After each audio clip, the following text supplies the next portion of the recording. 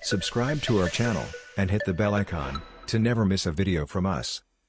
Today we have with us Mr. Sumesh Khatua, a seasoned professional with over 17 years of remarkable career in talent development and human resources. Mr. Khatua has received accolades such as HR 40 Under 40 recognition by Jombe and the Learning Leader of the Year award. He is currently working as a director at KPMG Global Services, where he brings a wealth of experience towards learning solution and design, critical thinking, cultural change, and project management.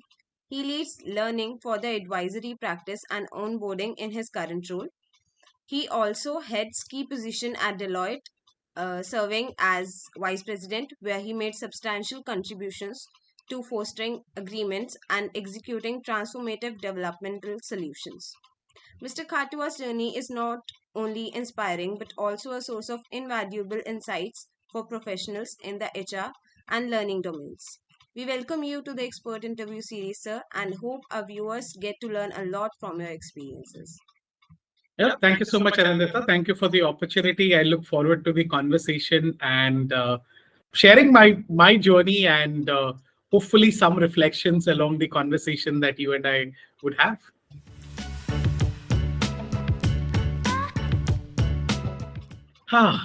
Interesting question, Anandita. But here is the best part, right? I cannot pinpoint and say, here is how each day looks like. And I think that's what keeps me going, because every day brings with it its own set of opportunities and challenges to go with it. But if I have to sum it, right, I mean, look at my role, which is primarily in the area of learning and development, talent development, organizational development. That's what I really work on. I think some of the key things that are required to be done as a role expert in this role is to understand the business, figure out where their needs are changing, and how best can you meet the business requirement.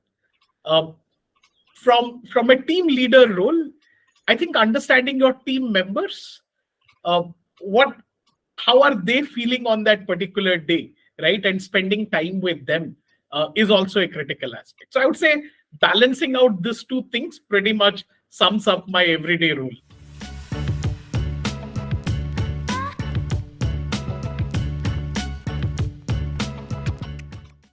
Deep question, Anandita, but I'll make a best attempt at answering that.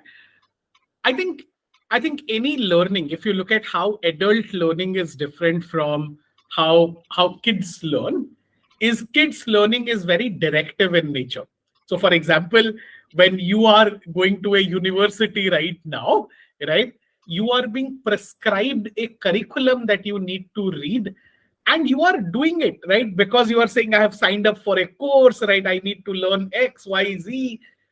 But that transition is happening the moment you move into a job, because your core work is not studying anymore. Your core work is what you are doing on a day-to-day basis to keep the wheels of work churning.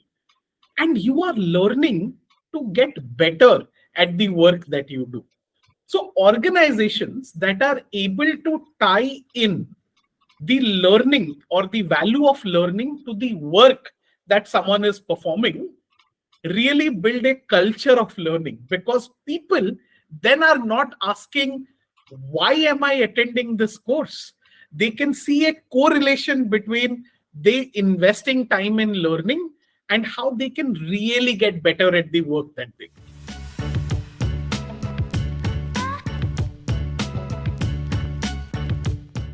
Sure, I can take few examples, right, and maybe detail this out. Let me know, Anandita, if you want me to be shorter with my response, I can do that as well. No, sir. Yeah? I want you to give as elaborate answers as you can for the viewers. Sure, I'll make an attempt and not bore our audiences with my love, but here is what I think people really need to see. Look at how technology around us has changed. For example, you and I are having this interview now on a virtual platform. when I started, if someone told me I could interview someone virtually, I would have jumped up from the bridge, right? Imagine how you search for information right now.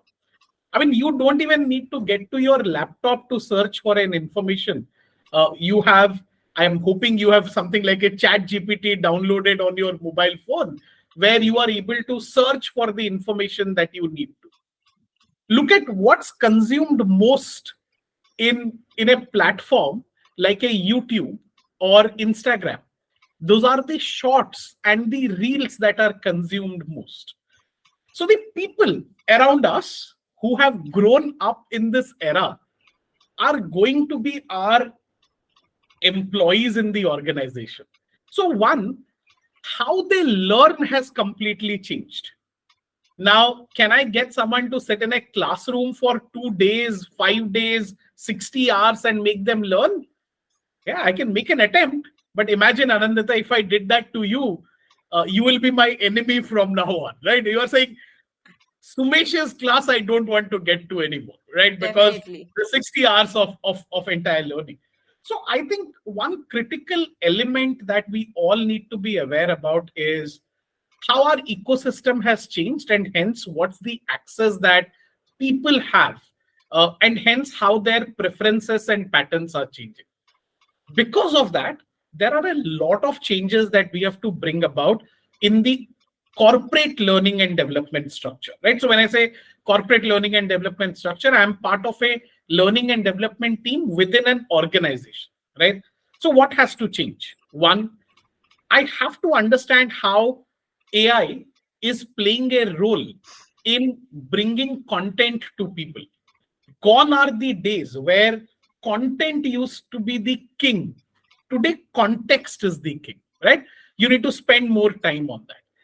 Your LMSs, which is your learning management systems, have given away to learning experience platform.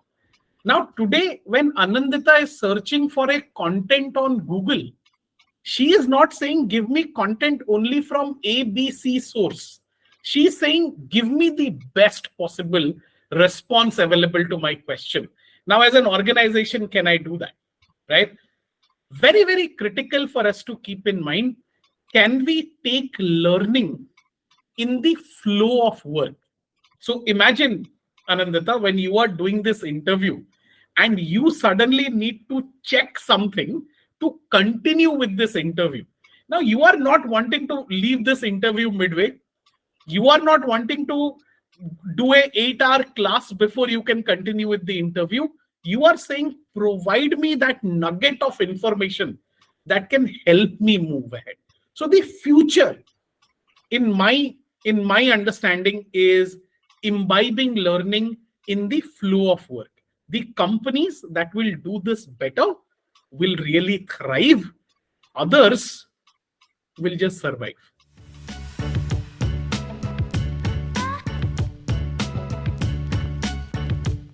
So a few things, right? And I'll first start with a overall philosophy, because I'm assuming a lot of folks who are going to see our video are going to would be at the start of their career as well, right? So and keeping them at the back of my mind, I think one critical thing that I always tell people is focus on building skills and then upskilling, not superficial skills, deep skills. For example, if Anandita today is learning a visualization tool, let's say Power BI, does she know that really well? Or does she just know it superficially, right? Those days of knowing something superficially is okay till the time you are a student. But if you don't have a skill that you can stand your ground on and say, no matter what, I can apply my skill, we will always be found wanting. So figure out 1 or 2 areas where you want to build deep skills on. What are some of the things that you should focus on? You would have heard the concept of a tea professional, right? So what is the meaning of a tea professional? So let's say, Anandita, you are studying economics, right? And you want to be an economist. Then you have to go deep, right? So that line in T, which is kind of going down, you are really building a depth on your subject by going deeper and deeper into it. Now, just by understanding economics, you cannot solve world problems. You have to understand cultures, you have to understand politics, right? You have to understand a host of other things. Now, that's the T, right? The top line of a T is all those ancillary things that will help you do your job better, right? So that's what we need to keep our minds open to. In terms of skills today, the reason I did not want to call out skills for today is they are relevant today, might not be relevant tomorrow. But if you ask me what my team is focusing on, what I am focusing on, we are all focused on understanding the impact that generative AI really brings in our world today. We have all, as learning and development professionals, actually gone ahead and done a course on prompt engineering, because we know that's where the future is moving, and we need to be more aware about it. Look at doing certain certifications which can really vouch for the skills that you bring, right? So if you are in the field of L&D, look at doing a course from an ATD or an ISTD for that matter. If you are in the field of a broader HR, look at some of those HR-led certifications that you can do. Select your field, build deep expertise. The day of generalists will come a lot later, right? But anything, if you want to make your job recession-proof, you have to have deep expertise on a skill and continue upskilling that. Yeah. Can I take 30 seconds to kind of explain that last bit, Anandita, if that's Please, okay? sir. Right? Please, sir. So I started by giving you the example of Power BI, right? That's what the example that I took. To me, Power BI is a tool. What you are really trying to learn is the art of visualization. So today, you might learn Power BI as a tool. Tomorrow, you might learn Alteryx as a tool. And day after tomorrow, there might be something else, right? So never, ever be caught onto a tool that you are learning. Tool is at the moment. Your ability to visualize is what will stand you in good stead as you move ahead.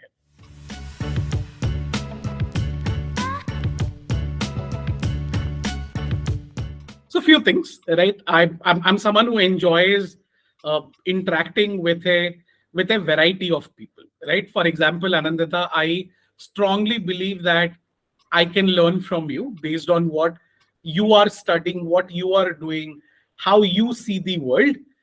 So I think having that connection has really helped me learn from a multitude of people. And I don't look at this as taking advantage or trying to get a gain. I think when you build a relationship with people, it is always symbiotic, and both people who are in that relationship can benefit out of it. And I approach my conversations in that manner. Not in all relationships work out that way, right? I mean, not that I'm not saying everyone that I wanted to really talk and build a connect with and learn from them has worked out. Some people have not even responded to my pings to them. That does not deter me, right? And that does not make me bitter in any sense. I just try and reach out to as many people as I can. Second, I strongly believe that you need to have a network of people that outside of your organization who you can interact with and who are probably from the same field as you are, because then you are able to discuss certain solutions with them and vet if that solution is working or not. I mean, I'm someone who hates large gatherings, right? But I love very intimate gatherings where you have 10 people, 12 people, where you can have a conversation, talk about things that are happening, and then that keeps me abreast. I'm also someone who enjoys reading, right? So I look at what's happening around us in the field of learning and development, which is my bread and butter, really. Follow few influencers in that area. right? And then try and see what is the approach that they are taking towards learning and development. Fourth, I go back to that employee example that I gave you. I'm very, very, very clear that I need to keep increasing my T as I move ahead, right? So if today I'm trying to learn something which is about how to edit videos, tomorrow I might learn how does mergers and acquisitions happen, right? So something which is interesting for me but allows me to bring back that knowledge to the work that I do. So those are few things that I do. Another.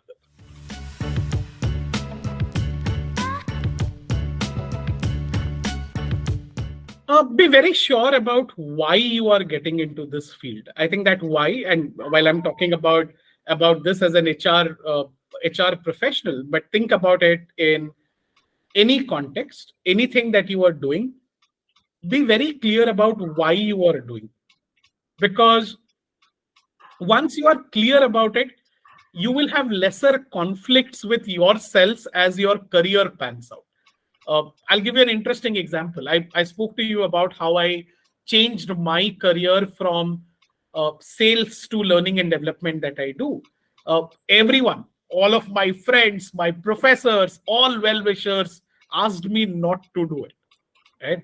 Because everyone kept telling me you are moving from a revenue earning function to a cost function, right? And the dynamics are very different. But I was very certain about the why behind this decision, which I told you in terms of my strengths that I wanted to tie it to.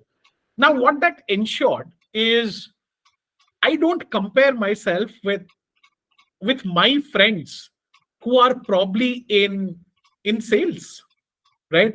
Because their career trajectory and how they are moving is going to be very different from what I want to be, right? Absolutely. So folks in the field of human resources, right?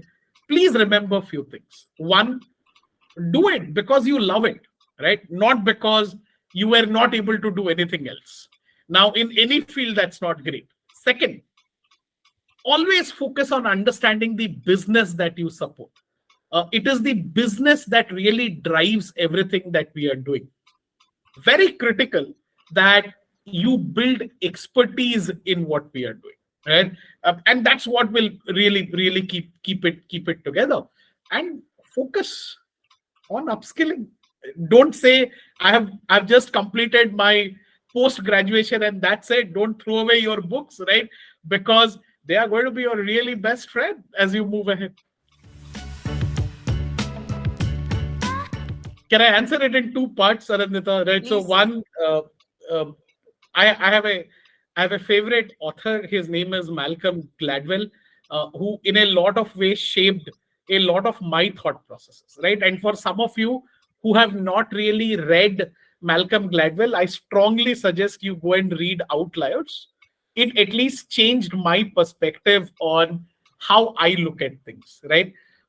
And he talks about multiple things around opportunities, culture, right? How do you build a skill? I don't have a quote from there, but these are some key things that have stayed with me. One quote that I strongly live by is work hard, party harder, right? Have fun. The moment you have fun with what you are doing and how, if that brings happiness to you, you will exude happiness around you. If you are in misery yourself, you will actually transport that to others, right? So that's been my motto throughout, Ananda. Subscribe to our channel and hit the bell icon to never miss a video from us.